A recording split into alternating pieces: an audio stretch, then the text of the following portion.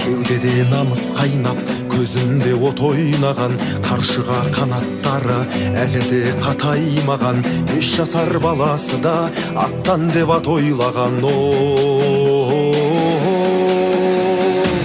Алдаспан ерлерім бар, қысылмай қол бастар, марғаста ұлдарым бар, тосылмай жол бастар. Келеді өсіп кілең, рухы өр жастар.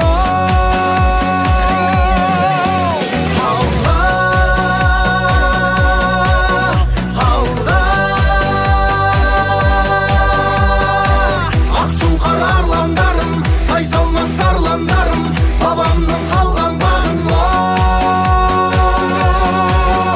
қорға.